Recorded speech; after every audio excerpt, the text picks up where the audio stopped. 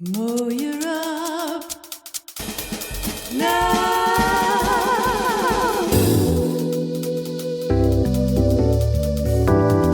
More Europe now. More Europe now. Hosted by Nana Walzer with resident expert Dirk van den Boom and special guests.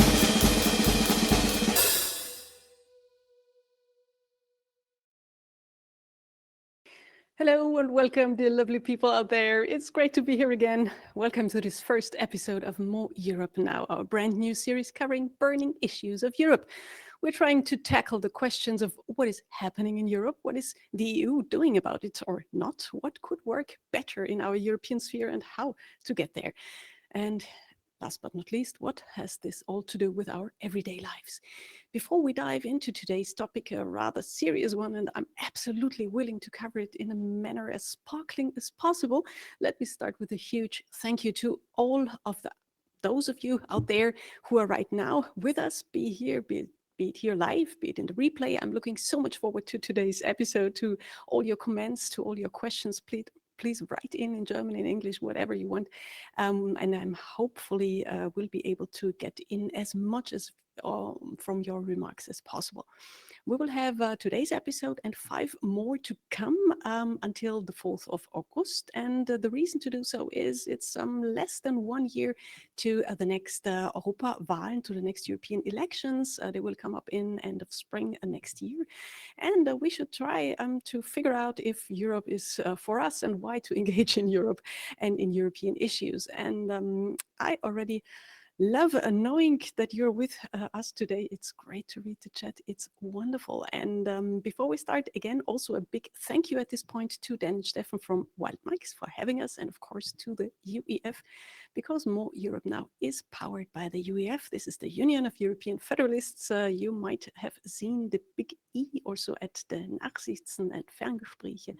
And UEF is a Europe-wide non-partisan NGO, if you might ask yourself. It's existing since 1946, meanwhile present in 29 countries with more than 400 local sections. So that's why we talk English today, because we would like to reach as many people out there as possible. And the aim of the UEF is to create a stronger Europe with the help of civil society. So it's not only politicians or politically interested people that are part of it, but it's mainly civil society, people like you and me. And they try to make Europe more integrated, better coordinated, and in the end help that it can better act together when facing the challenges of our time. And of course, last but not least, not very least here, we have to say a big thank you to Europe Direct Vienna and BEJ. These are the European Youth in Austria. Without your support, this series would not exist and I would not be here on Twitch. And thanks to, of course, who knows him, Daniel, at that point. So, yes, we will raise and hopefully answer lots of questions about Europe and about our life, about our present and future. And thank the universe that we have the expert in knowing all and everything and even more here with us. Everyone, please say hello to Professor Dr. Dirk van den Boom, political science professor in his first life, migration expert with his own counseling company, Mikado, migration in his second, and highly successful science fiction author in his third life. And I hope we will see him in a second here with us. Yes, here he is. Hello, good evening. Hi, Dirk. It's so great. To sum your introduction up, you know everything. That's great. The scientific background of what is happening in politics will come from you. Sure. Yes. Yeah, as a political scientist, I'm absolutely qualified for everything. That's what we want. But you also know the brutal reality, to be honest, when it comes to what is happening to people in and around Europe. And we want to see that perspective come true and be delivered to us as true as it comes. And you also still have visions about the better future. Respect for that. Most of your visions, when you write about them, are kind of dystopian, as you out there might know when you have read Dirk's books. Nevertheless, Dirk, you did not give up on the world and on Europe yet, and on the chance that a better life for everyone is possible. At least I'm trying to suggest that you didn't give up yet. Not yet. And Not yet. you still have a bit of optimism in you. And I'm so incredibly glad to have you here with us in our upcoming episodes as well. So we can open your treasure chest of wisdom when it comes to European hot topics. We will cover topics like security, climate change, energy, inflation, human rights, democracy, and of course, the role of civil participation. Yeah, my first question to you, dear Dirk, why Europe? Why is Europe important to you? Why to engage in the European project, especially when considering the many aspects that could and should be improved? Why are you here? Well, I have been a convinced European federalist since my teenage years, since I started to think politically. And I still think that the European project is the best to help solve our problems, not only in the region, but also globally. We have to work together, and efficiency in political decision making. We see that now in the Ukraine war is very much necessary, because we lose a lot if we do not cooperate. I'm not preoccupied in how the European project will in the end develop, what kind of European Union, political union we will have, but I'm convinced we will need it. Our topic today, you also mentioned it a bit, is a review of this week's NATO summit in Vilnius. That's the capital of Lithuania, and it happened this week on July 11 and 12. We will try to recap the summit. We will also talk about safety in Europe and covering it from different angles. For example, we will take a look at the EU's security policy, of course, at the war in Ukraine, or at the role of Europe's neighboring countries and the West Balkans when it comes to security in Europe. So before we start, and we have a special guest as announced in the signation in the beginning, before we start with a special guest interview, in a nutshell, Dirk, please explain. You're very much allowed to mansplain scientifically what makes our life in Europe safe. Why do we live mostly in peace since 1945, almost 80 years now? What is the secret? Well, I think that while I'm convinced that the European integration process is a peace project, and it has been nonetheless started to keep us Germans in check, because we were regarded as a big threat, especially after the Second World War. So it has started as a peace project to control a possible enemy, has developed as such, but we have to add that a major influence in peace and security and stability is NATO, because our own efforts in having a European security architecture, a structure, did not work very well when we started our European integration project. There were some hiccups, and NATO replaced that. So now NATO is there. NATO is the predominant structure we have to talk about today, connected with the European security mechanism. It's a very good first entrance in that direction. NATO and EU security policy, they come together, they work together. I would like to look at it, at peace, the topic of peace, also from a different angle. What threatens our peace? I have some suggestions here. I please ask you for your ranking, your personal ranking, and what I could have forgotten. Is it a classical military threats with bombs attacking us, or is it classical political threats from even from within or from outside of the European Union, like splitting up the European Union and its society by seeding mistrust and disinformation, or using propaganda and emotional manipulation or is it just simple corruption that threatens European peace, or are the threats to European peace more science fictious threats like artificial intelligence or digitalization that give hackers the chance to ruin our lives by busting economy or privacy? Or is it more the environmental threats that you might be also concerned when we talk about migration and the reasons? And I'm sure you have your own horrors in mind and your own top 10 list. So what is your assessment on the biggest threats? Actually, it's all of that, because all these threats are multidimensional, and we will refer to the Ukraine war again and again.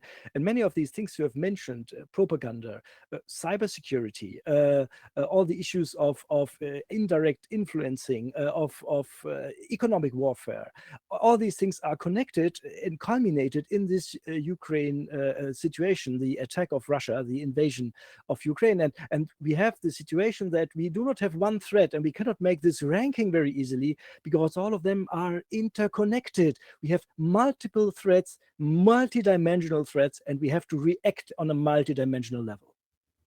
And of course, we don't give up and we don't lose our optimism, but we stay realistic. So in the end, your assessment, why is a mutual Europe, a Europe that acts together and gets its act together, is better equipped to deal with all those threats and the interconnectedness. And Europe, of course, it's not mainly threatening with weapons, but with working with treaties. Why is that working? Well, I think it is quite evident that if we pool our resources, we can do much more in a much better way, more efficient. But also we have so much talent, so much money, and we have so much material. We have so many wise and well-known politicians who can work together. If it's only 30 countries who are doing it all for their own, they will not achieve anything or only very little.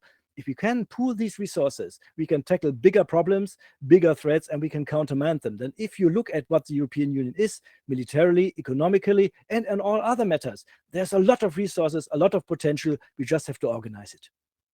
We just have to organize it. Well, all right, let's talk about some organizations. And soon our special guest will come in a few minutes. What the hell, to get prepared for him, is NATO? Well, NATO is the North Atlantic Treaty Organization. It was founded a very long time ago in the late 40s in the growing Cold War situation, founded by 12 member states, led by the United States of America. And right now we are 31 members. Recently at the topic, we saw that Finland and Sweden, after a long time being outside, have joined. And we all hope that in the future, the Republic of Ukraine will also join us. It has been an organization shaped, of course, by the Cold War, and it had some trouble in finding a new meaning after the end of the Cold War. But actually, after some period of doubt, if something like NATO is actually still necessary on the international arena, I think right now we see in the current situation that indeed collective security mechanisms are very much needed. Last question to you before we welcome our special guest. The membership of Ukraine was a big part of the discussion at the NATO summit. Why is the Ukraine not yet part of NATO, and should it be? Well, it should be. It is not yet because there's a war ongoing. And even the Ukrainian government concedes that until this war is over, Ukraine cannot become a member. What is a little bit disappointing is that the message from the Vilnius summit is not that clear and gives not a clear time perspective to the Ukraine membership, as it was hoped by many within NATO, but also outside. And we will have to discuss it. And we will talk later in this series also about countries like Hungary. And that is one of the reasons that there are members of NATO who are not as sympathetic towards Ukraine as the majority is. Okay, I think we prepared the ground in the most quick fashion that we could. Thank you for staying here with us. We will get much more insights now into the NATO summit and into the role of NATO playing when it comes to secure Europe's safety and peace. We are ready. Let's do it. Here comes our special guest of today, NATO expert, member of the European Parliament from Lithuania. Oh, there is some word from in my ears saying that we can talk a bit longer, Dirk. No Technical problem. issue, I guess. Unfortunately, I'm not a member of the European Parliament. I'm very modest. Therefore, I'm not that much of an expertise as our guest, but I hope he will arrive soon.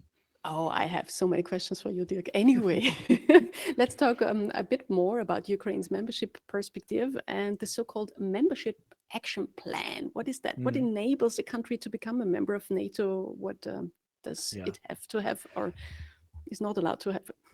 Right. The membership action plan is something you can compare to the association partnerships you have with the European Union with prospective new members. Like the European Union, the NATO has something like a acquis communautaire, something like a set of rules and regulations and structures which new members have to accept and integrate into. This is something that doesn't happen overnight, especially if your military, for example, is not equipped up to NATO standards, which is necessary so you can work together very well in military terms. And therefore, this MAP normally is kind of the first step for a new country to slowly come into NATO, to get all things arranged until it is works. Currently, for example, Bosnia and Herzegovina are in the MAP program with the perspective that if they are finished, they can become NATO members. But in case of Ukraine, they scrapped it. So they have said, okay, you don't have to go through this procedure. That is the good news for Ukraine, because this is a very long period you have to follow through. They said, no, you don't have to. We do it in a faster track. This is one of the good news from Vilnius. Could you tell us a bit more about the difference of the EU membership rules and regulations and the NATO membership, or what has a country to do? It's of course a security mechanism. So the rules and the structures are geared towards military issues most of the part. And that means we have, for example, a military command under which all NATO troops are in certain circumstances. For example, if there is an attack. So we have a kind of a unified command. We have common maneuvers. We have common standards for equipment. For example, some things have to be interchangeable between the armies. Lot of different things, and these things have to be adjusted, because if you want to become a NATO member, you have to follow these rules and standards so that this cooperation can be practiced very well. There are also other things, for example, exchange of intelligence, cooperation between intelligence services. All this has to be prepared very well, because we know that in any threat situation, intelligence is of the utmost importance. Of course, of course. Well, a lot of questions that are going more deeper right now. I have a very nice quote here from Estonia's Prime Minister Kaja Kallas. She said, and this is now a direct quote, "Russia is dangerous, has been dangerous, and will be dangerous in the future. Our goal should be the end of the gray zones in Europe. They are the breeding grounds for instability and wars. It is the experience of my own country that NATO membership is the safest, cheapest, and most credible way of deterring Russia." What is your opinion about the role of the neighboring countries, European neighboring countries, to secure safety by NATO membership? Or is this, on the other hand, giving Mr. President Putin a reason to attack even more?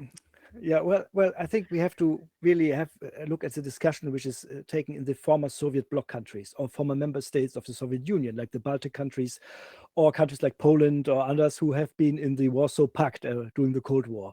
Their experience with Russia is very unique. And they sometimes have a better understanding about how Russian politics work, it seems, like the more Western countries. And that is part of the division within NATO when we had discussion, how do we react to the war in Ukraine? How fast do we help and how far do we help? The Eastern European countries, with one or two exceptions, were much more in favor of acting faster and getting progress than those who wanted to wait on a little bit, not want to provoke Putin even more. And that is also behind the current decision to, well, not really giving Ukraine a clear-cut perspective of membership, because there are still some who think if we do that now, we will provoke escalation from the Russian Federation.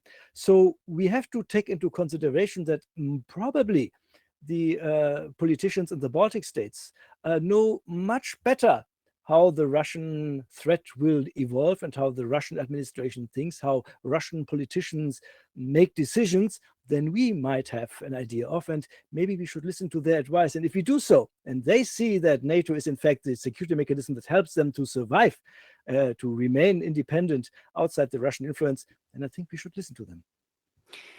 All right, there's a strong positive sign from your side. Wonderful. Let's see. I still hope that we can have our special guest joining us soon and see his perspective, because he's from Lithuania, and about the role of the neighboring countries and the importance of enlargement, not only of the NATO, but also of the EU membership states who are now in candidate status. To have one more question about the war in Ukraine and what can be done, could be done despite a NATO membership. The Ukraine can be supported differently, as we all know. In the NATO summit, there was discussed some concrete security commitments, like the F-16 fighter jet coalition for Ukraine, where pilots get some education, and about dedicating the frozen Russian assets to support the Ukraine. These have been topics. In your opinion, what was discussed at the NATO summit, and what was the biggest outcome? Well, actually, I'm not so convinced about these so-called security guarantees which are flouted. Yes, this kind of support, including the airplanes and everything, has already been discussed in the past. This is nothing new, and these security guarantees have been given to Ukraine already many years ago when they gave up their nuclear weapons, because that was the price that everyone paid. We guarantee your independence, and we were part and parcel of that guarantee. And it worked wonderfully, as we can see now. So I have a little problem with these security guarantees. There is one factor which can be used to put a foundation there. We have this joint expeditionary force, which is led by the UK, a multinational force of around 10,000 soldiers, which 12 countries cooperating to have a fast-track intervention force. We can invite Ukraine to be part of this joint expeditionary force, to be part of this mechanism very soon. We can invite Lithuania as well, so that there are some concrete steps taken as security guarantees before NATO membership will come. And so far, what has been said, for me, was a little bit too vague to be taken seriously. I see, I see. Before the summit, there was some rumor and there was some really interesting news headlines concerning actually Sweden and Turkey. What was that about Sweden's NATO membership and Turkey's intervention and trying to negotiate, to bargain a deal, getting EU membership for saying yes to NATO? I mean, what was that all about? With all criticism of the Turkish president, he's quite a good... he's quite good in international negotiations, and he knows which card to play and what to say. Originally, he was against Sweden becoming a NATO member because he confronted the Swedish government in supporting the PKK, the Kurdish military wing of the Kurdish national movement, which is fighting the Turkish army for decades. And the Swedish government has had in the past, yes, some sympathies for them, and has harbored some of them in exile and so on. And the Turkish government said, okay, you have to stop that. You have to change your attitude, and then we will allow you to become members. And actually, the current Swedish government has changed gear a little bit in that respect. And so for the Turkish president, this was a bargaining chip. I think he knew quite well that saying, for example, we need accelerated access to the European Union and therefore we allow Swedish NATO membership, that wouldn't work because these are two totally different processes which cannot be intermingled. But he had made his mark, his voice was heard, and everyone looked at him when he finally agreed that Sweden can become a member. Therefore, his posture in international negotiations has been strengthened. And that is what he, I suppose, wanted to happen. The bella figura, as the Italians say. All right. Well, let's try again if we can welcome Mr. Petras Auštrevičius, if I pronounce him correctly. What does the regie say to me in my ear? Will he be ready to join us? Oh, yes. Okay, we can try. Give it a try. Well, let's give it up and get ready for our special guest, the NATO expert, member of the European Parliament from Lithuania and president of UEF Lithuania, Mr. Petras Auštrevičius. Yes, here he is. Thank you for being here with us. Welcome, welcome. You can see us, you can hear us, but we can't hear you.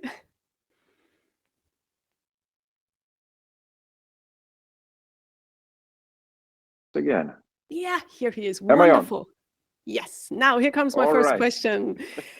You are in Lithuania, at least you, if you're not in Brussels, you have a strong impression of the recent NATO summit. What was discussed in your opinion? What was most important? What was the result that you are proud of? And what is still open? What is giving you still question marks? Thank you, Anna. Thank you for invitation and this possibility to approach listeners and people as well as our colleagues. Good afternoon, Federalists of the world. That would be my probably first thing to tell you. Indeed, if you see the events on July 11th, 12th, NATO summit in Vilnius, I think that event really got a lot of global attention. Indeed, global attention. It wasn't just for NATO members, politicians, or large public. No, it was a global event. Why it was so? because geopolitical situation in the world, in Europe, has changed so much, dramatically, and of course, not for better, not for better. So that's why this summit was really, I wouldn't probably call it very historical, although some analysts and some politologists prefer to call it as a very, very historical one. I would say it was very important. It was important for NATO to discuss, to realize probably new threats, and to describe situation which we are for the time of being. And you know, Anna, the best thing sometimes to describe anything is to compare with something. All right. So if I compare Vilnius summit to the previous one in Madrid, and I looked through both summits' last communique. Madrid's communique, it's 22 paras. Of Vilnius, 90, 4 times more. So you might wonder, I mean, why is that? I mean, what has changed in the world? I mean, why the politicians are so busy? And I will remind everybody, I was at NATO Parliamentary Assembly by 2014. And, you know, in that decade, NATO was looking for its kind of job, for its new mission. Everything was safe. Everything was so secure and stable. Cold War was over. No enemies on horizon. So NATO at one point started to be almost like, you know, an organization which comes in case of big fires, big, you know, global troubles, and so on and so forth. Now, it's so busy with its own security situation on its borders that it needs, you see, 4 times more every year, almost paras to describe the situation. So that's why going from Madrid to Vilnius, it was quite a time, a year full of indeed not necessarily very pleasant events, because a war is going on in Europe.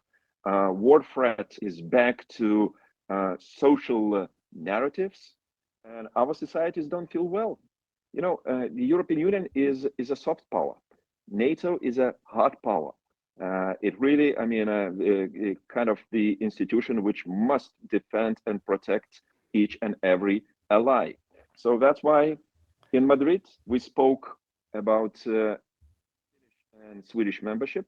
In Vilnius we congratulated Finland with a membership. High expectations about Sweden, although I think we might still see some game being played by from Ankara. That's my prediction.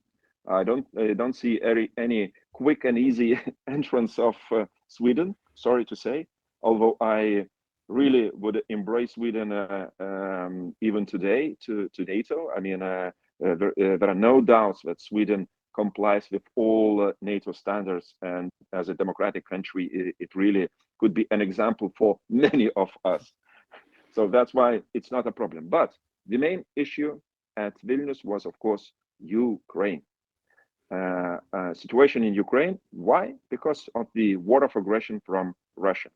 So that's why let's call things as they are. It's not a war in Ukraine, but it's Russian aggression against Ukraine. Probably that would be the correct description of the situation, because Ukrainians are not fighting against each other or against a neighbor. No, they are trying to defend their country's sovereignty and you know, their sovereign right to choose their future. So that's why it was a summit about Ukraine. How can we help? I mean, how NATO can help. Unfortunately, was no invitation. No invitation.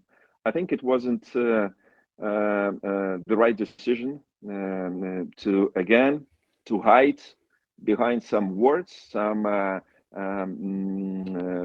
long interviews and explanation why Ukraine is not invited, but we will see. Next stop is Washington, D.C. in 2024. I hope it will be again a milestone change for NATO, because, you know, by not inviting Ukraine, President Zelensky said Ukraine is ready, but NATO is not, and probably he's right. Since even in communique you will find a very clear sentence, which is very short, but speaks as the following. Ukraine will get an invitation when allies agree, and conditions are met. No concrete conditions are mentioned. What conditions we're speaking about? Maybe it's for better, because if now we will try, to present a long list of those, conditions, things might be even more complicated. I believe concerning Ukraine, there must be a very wise, smart, and timely geopolitical decision. Details will come. Thank you so much for that first assessment. Very interesting. I have a lot already to ask about the soft power EU and the hard power NATO. But before we come to that, I would like to also take the UF position here and put it into the front line. It says that the Ukraine's accession to NATO at the end of the war will strengthen Europe's security. On the other hand, one of President Putin's narratives to begin the war in the first place was that he said he felt threatened by NATO's growth. How would you see the role of NATO when it comes to Russia's aggression? Is it just an excuse? Is it necessary to tiptoe around the membership of new countries? Or in the contrary, is it necessary to show a strong alliance? Well, I think the West came at the day when Russia attacked attacked Ukraine, absolutely unprepared. No political readiness, to call things as they are. No financial readiness to assist, neither the military. You remember what kind of assistance was offered from the biggest EU member state to Ukraine in the end of February 2022. Should I repeat this? Yes, 5,000 helmets. Yes. 5,000 helmets. 5,000 helmets. It's a brigade strong unit. 5,000, it's a brigade size military unit. Helmets. When Russians were attacking Ukraine by modern helicopters, by long-range missiles, and so on and so forth. We've been in complete disarray. Now things are changing. This year, let's remind our listeners that today is probably, if I'm correct, 507th day of the Russian aggression against Ukraine. Size-wise, Ukraine is much smaller than Russia, 4 times almost.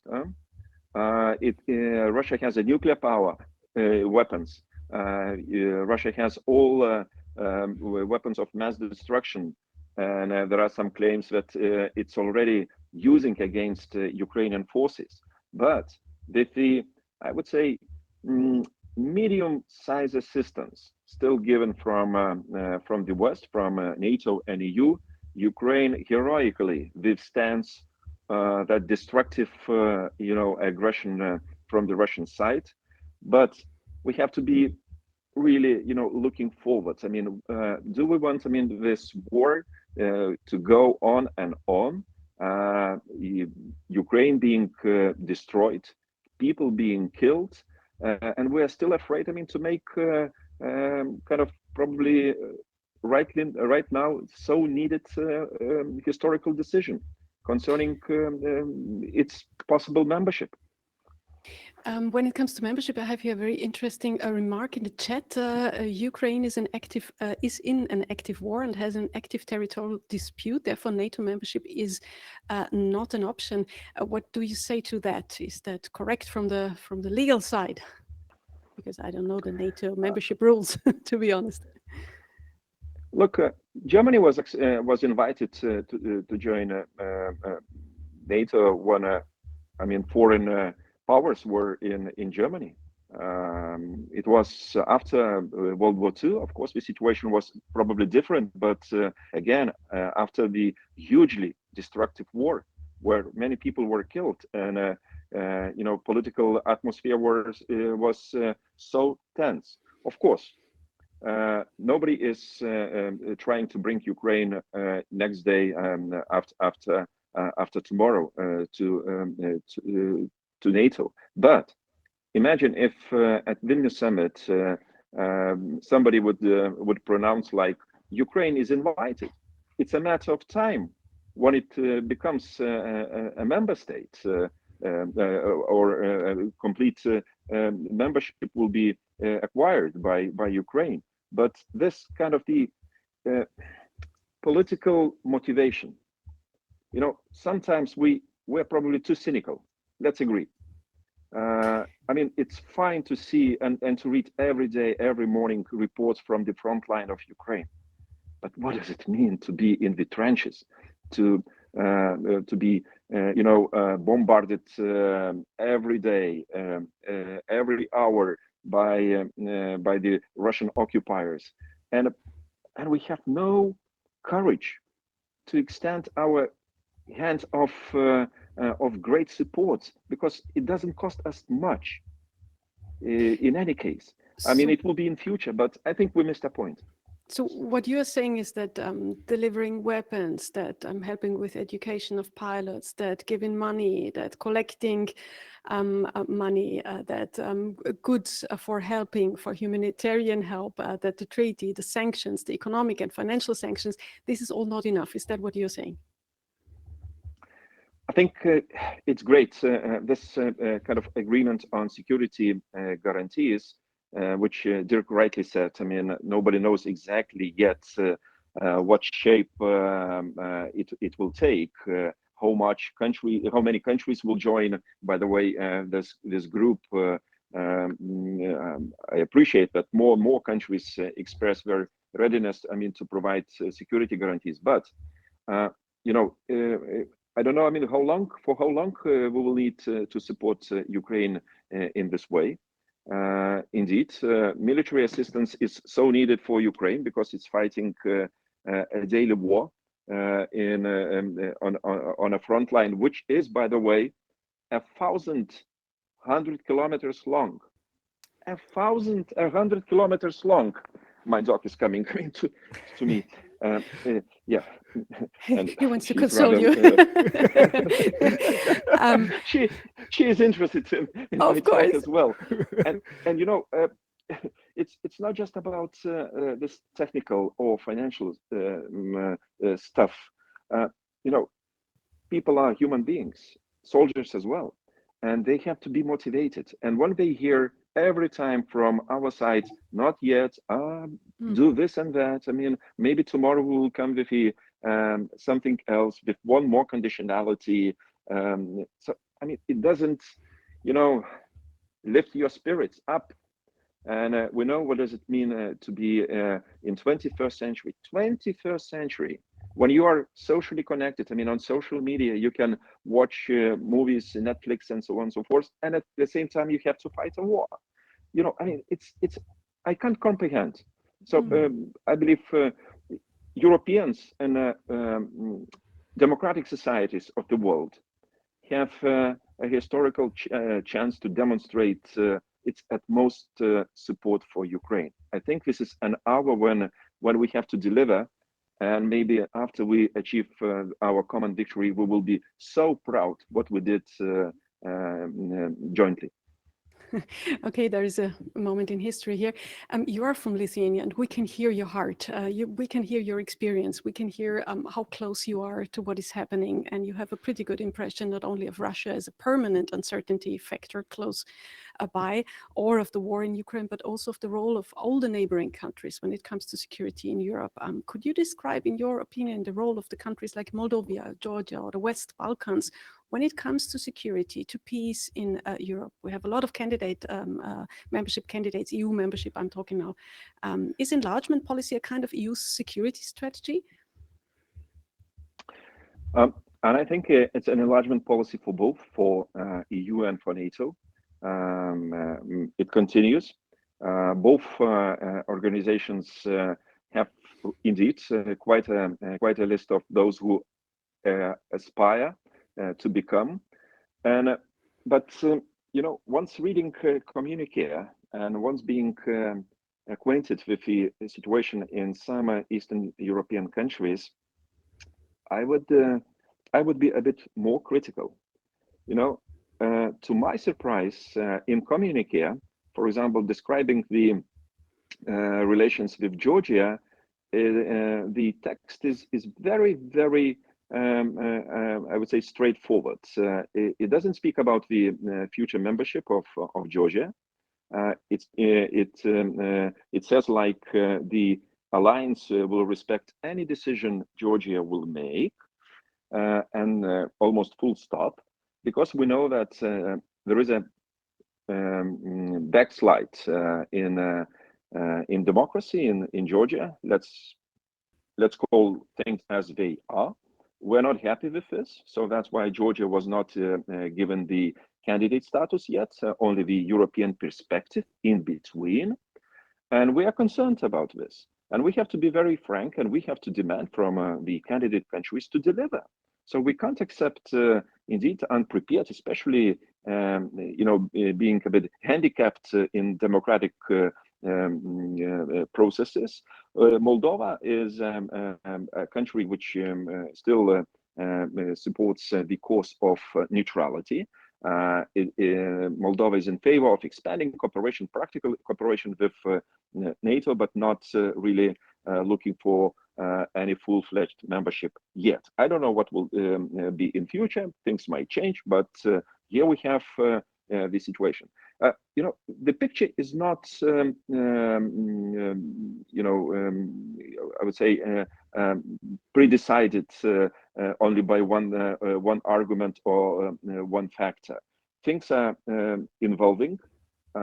It's not yet, I would say, clear to what extent Georgia will come back with the present government towards asking for membership in NATO, because this Vilnius summit was about the membership of Ukraine, nothing about Georgia. But in Bucharest, I mean, both countries were indeed equally.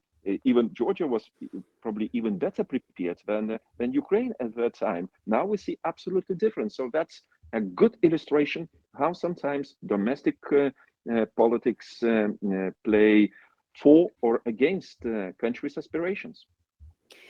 Due to the time, I have one more topic question to you, and then we come to some questions of the chat, if there are some especially addressing you, before we will say goodbye to you, and I will grill Dirk some more about some background information on European security policy.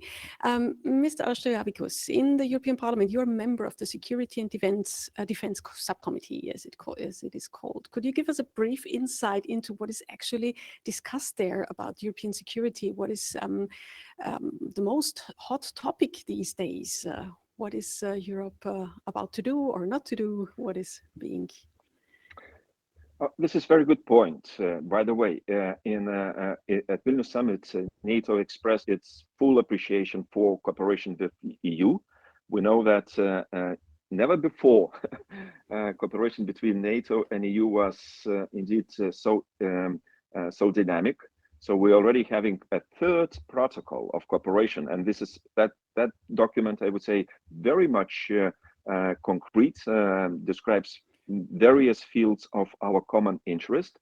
And with the war in Ukraine, with the growing threats from international terrorist organizations, with the need to secure our economic and political system, I would say EU is becoming more and more engaged into defense. First time in the European budget, in the European Union's budget, there is a line on defense. So never before. I mean, I completely agree that by treaties of the European Union, defense is not mentioned as a major function of the European Union. It's about soft power, but we can't ignore things which come around us, which impact us, and frankly speaking, we feel a direct threat coming from the Russian Federation, as communique of Vilnius speaks clearly. So that's why Security and Defense Subcommittee, it's still not a committee status having body. I believe it might change in a close future. We might become even a full-fledged committee. I think we have all reasons needed for this. So we then discuss all the issues connected with the, for example, European common and security policy in the fields of indeed security and defense, our security missions. There are, for the time of being, around 10 of them worldwide. Take, for example, one in Somalia. We had a mission in Mali recently withdrawn. So there are many things where European Union is involved on the ground, assisting some countries. I mean, for example, even in Georgia, border monitoring mission and so on. And we as a committee, we have to control how money is spent, how functions of those missions are performed. And indeed, we have very long discussions, I have to admit, and there is no lack of topics on our agenda, indeed. I can imagine. Thank you so much. I see that there are lots of questions, but I can and I should post them to Dirk, I guess. They're a bit more general. My last question to you would be kind of a sum up, a message to our audience who consists of civil society, of people like me, people who are simply living in Europe and around Europe. What is your main message in a nutshell when it comes to European security? What can we do? Can we do anything as citizens? My message would be, don't take anything for given. We have to create every time, every day, a new security situation. So we have to sustain our commitment to protect our people, our borders, our principles, values, and our unions, the European Union as well as NATO. You know, things are changing. Things are very much evolving. There is no anymore like, you know, you see something coming from a distance and approaching you and probably making something bad to you. Everything is hybrid. With many things around going at the same time, you know, there are private military formations which don't have any insignias, but they are same mercenaries.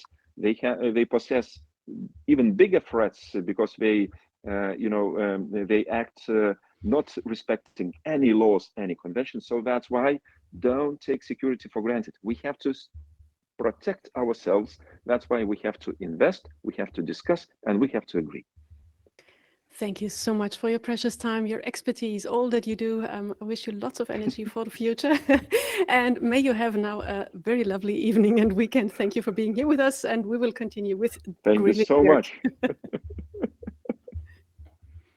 Okay, Dirk, there are so many questions in the chat about military in Europe and about the consistence of military, whose military forces are with whom together, the Germans with the Dutch, and do we have enough power to do anything at all? So I would like to go a step back. Could you please tell us some basics about the European security architecture? What is European security? Well, it's interesting if we look in the past that we had the chance to have a better one. In the early 50s, there was the French Foreign Minister Plavant who proposed that we should have a European army under a European defense minister. At that time, it was in order to avoid Germany becoming member of NATO. They wanted to include everything in the European army, and then the European army will become a member of NATO. It was more an anti-German sentiment, but still it was an idea flaunted in the early 50s. It failed because actually the French National Assembly voted against it because the French right was against giving up authority over the French army to a European defense minister. So that was then done. We didn't have a European security mechanism, and everyone then went to NATO, including Germany. So that didn't work. And that's what we have now. So as the Member of Parliament has just mentioned, we don't have much saying about security in the European treaties, but we have one very important article, which is Article 42, which says that in the case of any armed attack on any member state of the European Union, all other member states have to do everything possible to provide help and support, which is a much stricter formulation than the same clause, Article 5 in the NATO treaty. So actually the European Union has a more stringent approach to security when there is an attack. So in a way, the mechanism is there as a basis.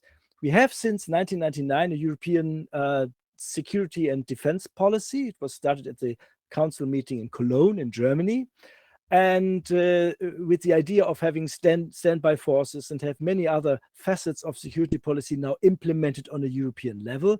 This was strengthened by the so-called security compass, which is giving direction as an action plan until 2030 to have a lot of things in place. For example, experts in conflict resolution, cybersecurity, exchange of information, intelligence, many different aspects.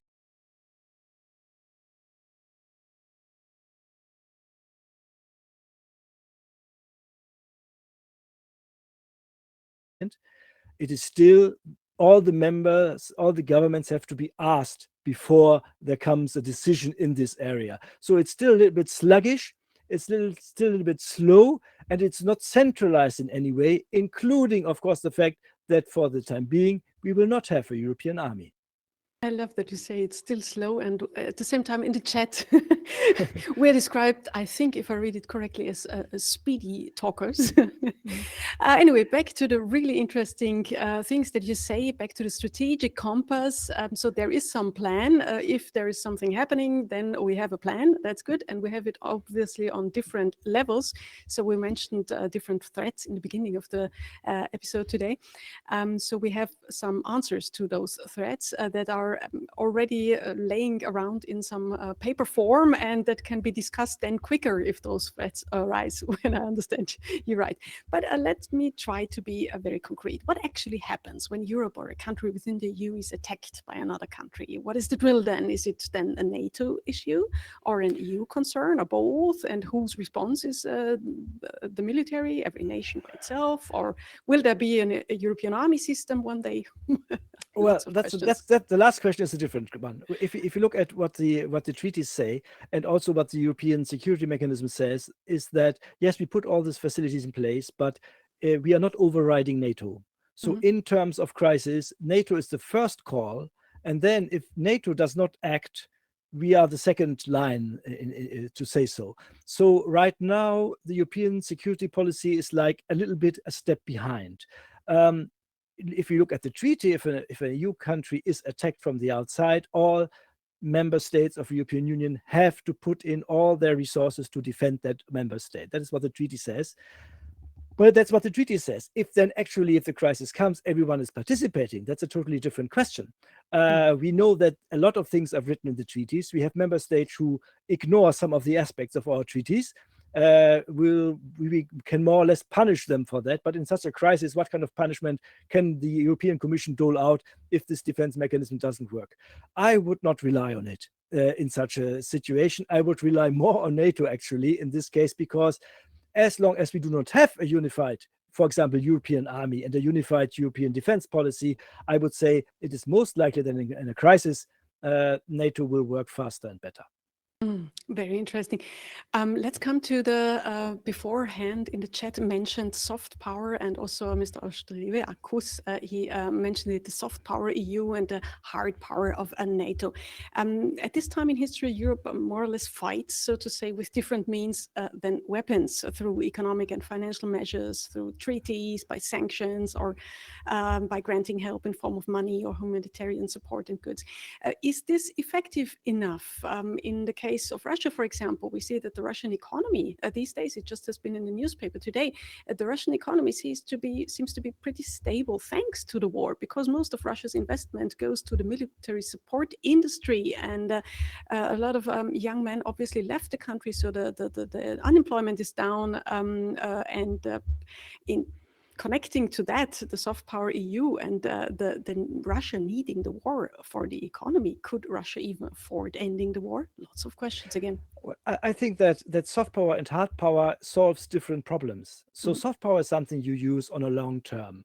to influence situations, to have a stake into certain processes, but it does not really solve an acute crisis in a short term. And therefore, if you have economic sanctions, they will be visible in the Russian Federation on a long term, because when all these young men are not in the country, then you have a serious problem in who is doing all the jobs and the work, which is already a problem in the Russian Federation. So we have long-term problems. So soft power can help there.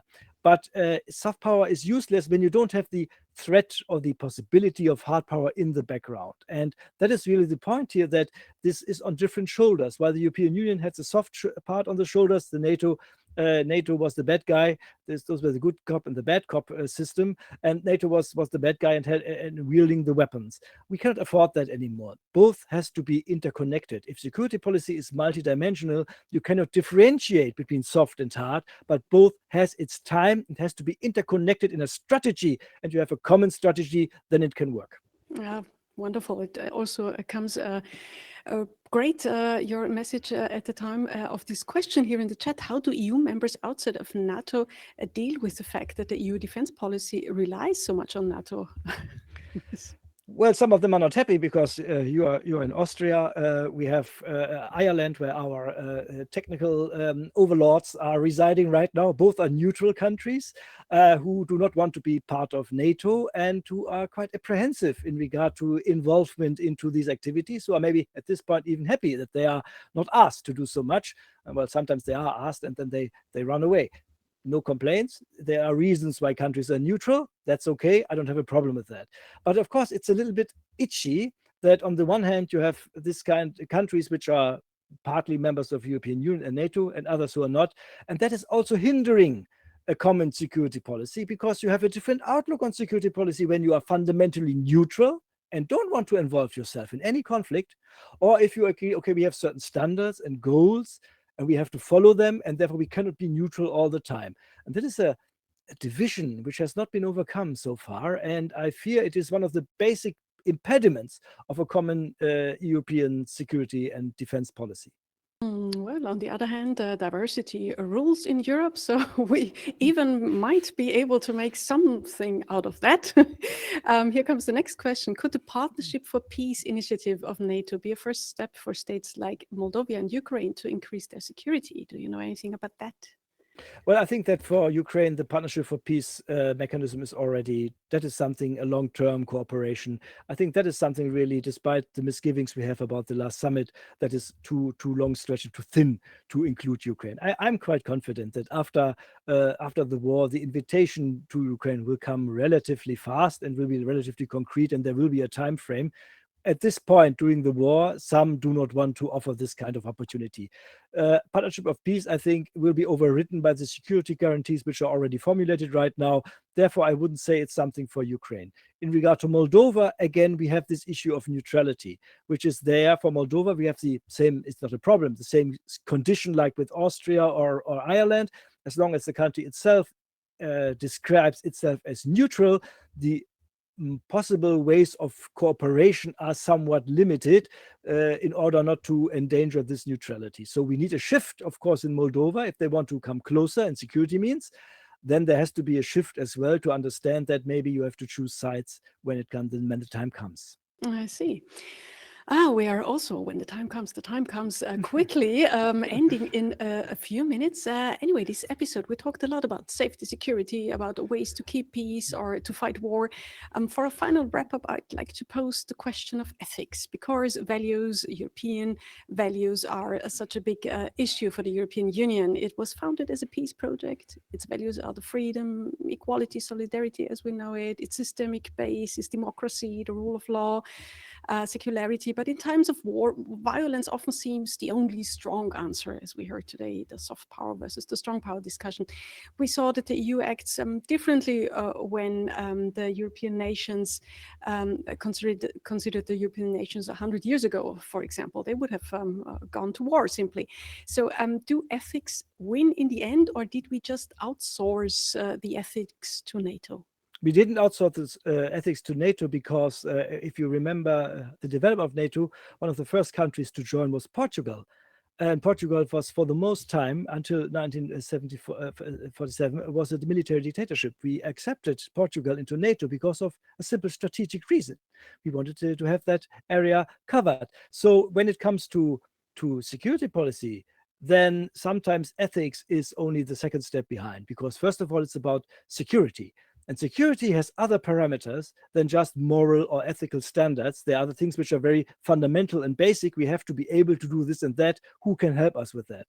Therefore, and that is, again, a problem we have to solve and a problem we have to discuss.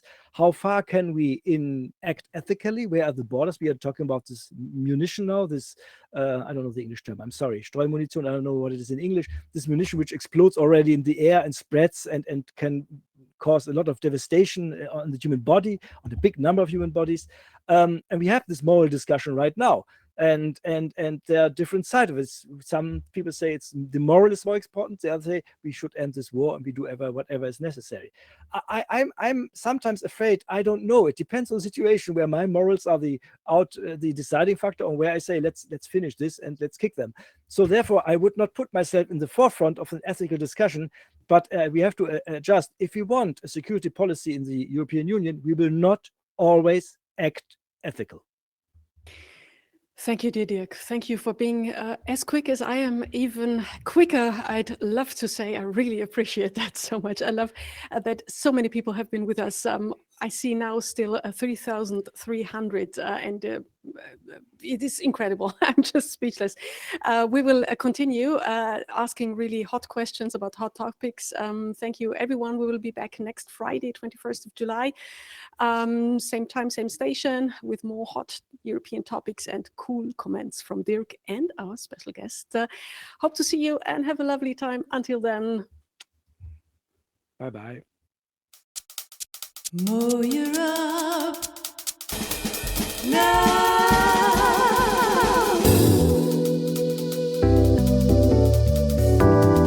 More Europe now. More Europe now. Hosted by Nana Walzer with resident expert Dirk van den Boom and special guest